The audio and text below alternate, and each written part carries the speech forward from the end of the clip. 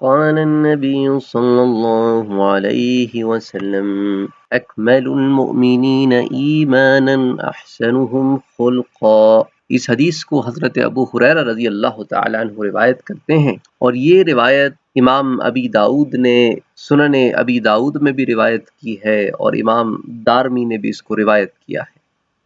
اللہ کے رسول صلی اللہ علیہ وآلہ وسلم نے فرمایا، مسلمانوں میں زیادہ کامل ایمان اس کا ہے جس کے اخلاق زیادہ اچھے ہیں۔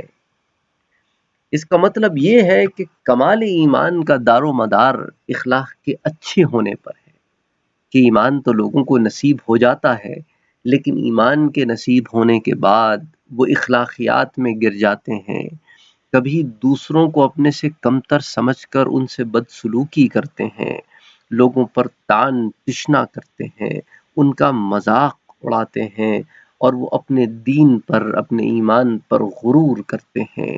حالانکہ ہونا تو یہ چاہیے کہ ایمان کی محبت اور ایمان کی کا ثمر نصیب ہونے کے بعد اس درخت کو اور ہمبل ہو کر زمین کی طرف جھک جانا چاہیے۔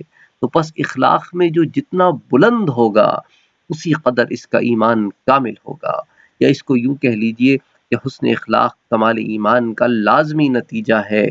لہٰذا جس شخص کا ایمان جتنا کامل ہوگا اسی کی نسبت سے اس کے اخلاق بلند ہوں گے۔